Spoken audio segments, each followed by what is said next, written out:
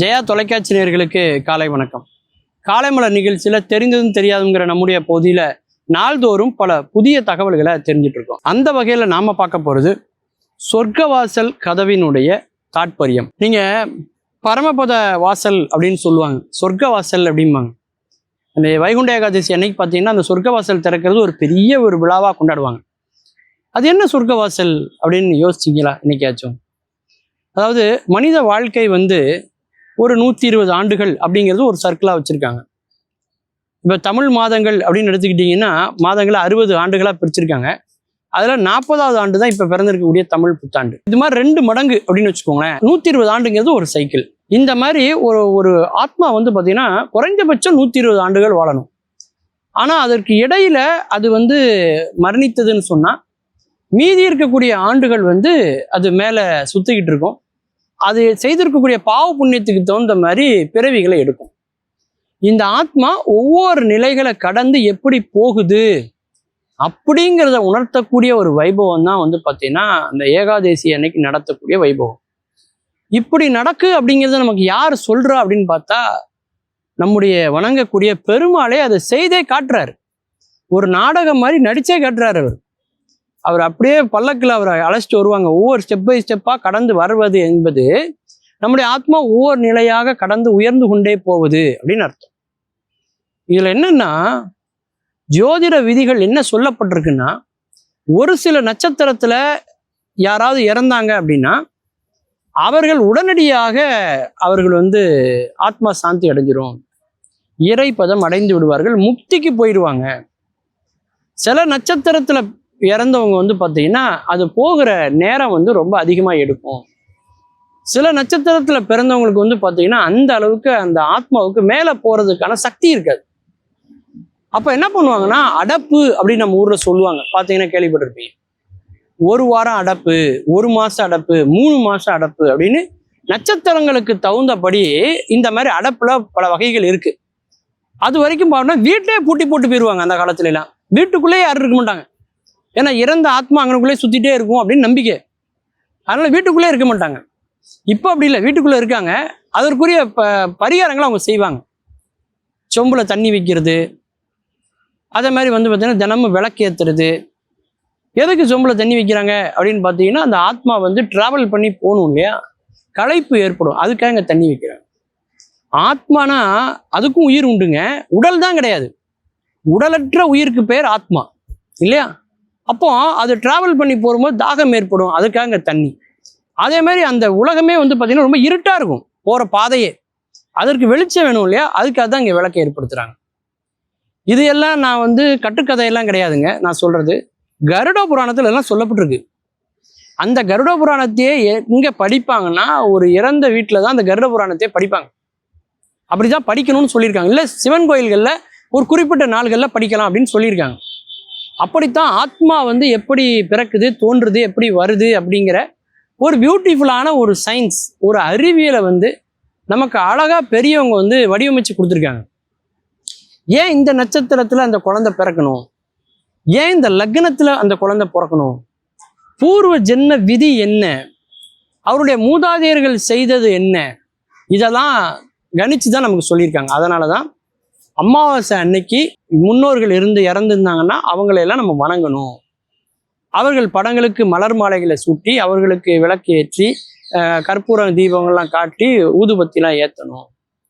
எதனால் அப்படின்னா அவங்களுடைய ஆசீர்வாதங்கள் நமக்கு கிடைக்கும்.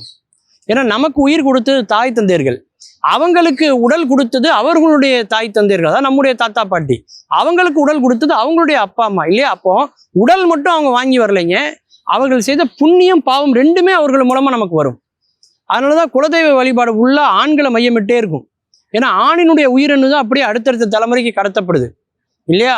அப்படி இருக்கும் பொழுது மூதாதையர்கள் செய்த பாவத்துக்கு தகுந்த மாதிரி அவங்க ஆத்மா சாந்தி அடையாம மேல சுத்திட்டு இருந்தா காரியங்களை செய்கிற போது அந்த ஆத்மா வலிமை பெறும், அந்த ஆத்மா ஆசீர்வாதம் பண்ணும். அதனாலதான் அகத்திக்கீரையை மாட்டுக்கு கொடுக்கணும் அப்படின்னு சொல்றது இல்லையா.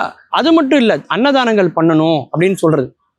பௌர்ணமி மட்டும் இல்லைங்க, அமாவாசையில முக்கியமா இதை செய்யணும்னு சொன்னது காரணமே என்னன்னா ஒளி தத்துவம் தான். பௌர்ணமினா வெளிச்சம், அமாவாசைனா இருட்டு இல்லையா. ஒன்றை பலவாக மாற்றுவது பௌர்ணமி அப்படின்னா எல்லாவற்றையும் ஒடுக்குவது எது என்பது அமாவாசை தான். அதனாலதான் அமாவாசை அன்னைக்கு நம்ம வந்து இறந்தவங்களை வணங்கணும். திருவள்ளுவரே நீத்தார் பெருமைன்னு ஒரு அதிகாரமே எழுதியிருக்காரு. தென்புலத்தார் தெய்வம்ங்கிறார். தெய்வத்தை விட தென்புலத்தாருக்கு தான் ஒரு முக்கியத்துவம் கொடுக்குறாரு. அப்படின்னா வீட்டில் இறந்தவங்க தான் முதல்ல முக்கியம். ஸோ நம்மோடு வாழ்ந்து மறைந்தவர்களை நம்ம வணங்குவதன் மூலமா, அவருடைய ஆசீர்வாதத்தை பெறுவதன் மூலமா நம்ம குடும்பங்கள் எல்லாமே சுபீட்சமா இருக்கும் அப்படிங்கிறத சொல்ற ஒரு கான்செப்ட் தான் பரமபத வாசல்னு சொல்லக்கூடிய சொர்க்க வாசல். மீண்டும் பல புதிய தகவல்களோடு, அதில் அறியப்படாத பக்கங்களோடு உங்களை சந்திக்கிறேன். நன்றி, வணக்கம்.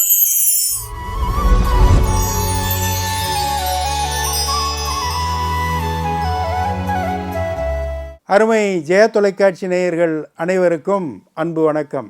சிரிப்போம் சிந்திப்போம் நிகழ்ச்சியில் உங்களெல்லாம் சந்திப்பதிலே மிக்க மகிழ்ச்சி.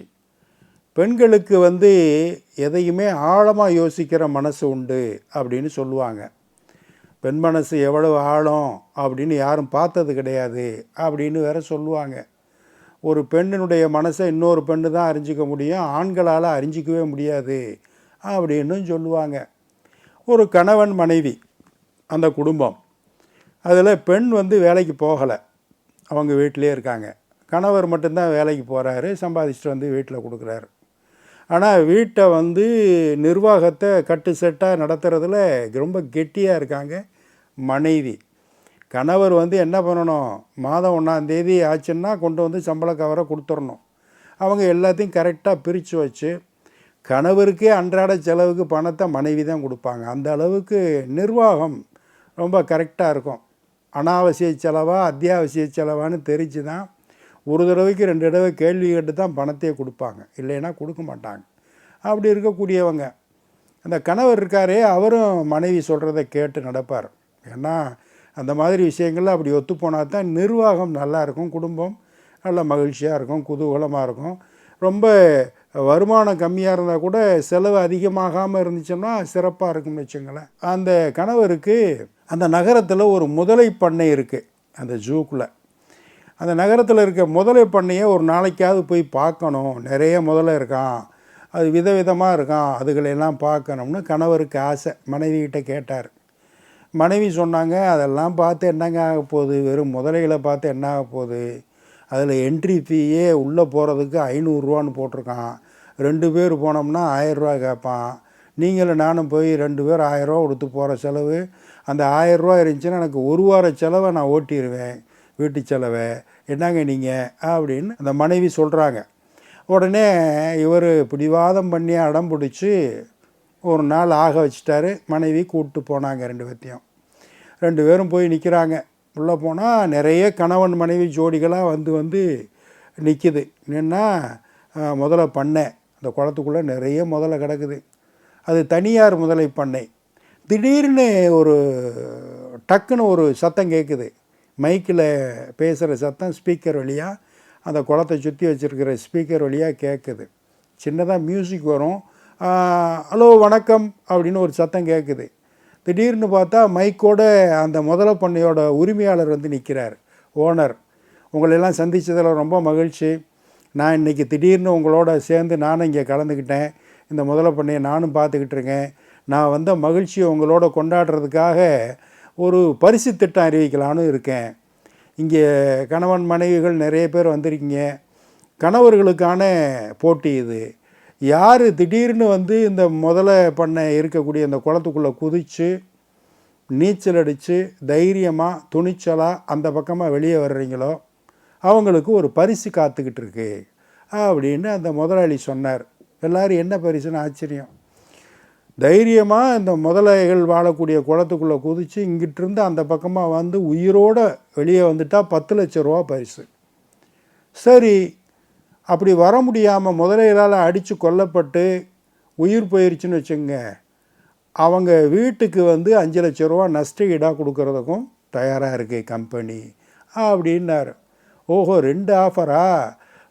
தப்பிச்சு வந்தால் 10 லட்சம், தப்பிக்காமல் இறந்துட்டா 5 லட்சம் நஷ்ட ஈடா, பிரமாதம் அப்படின்னு நினச்சிக்கிட்டு இருக்காரு இந்த கணவர். இவரும் போயிருக்காருல்ல.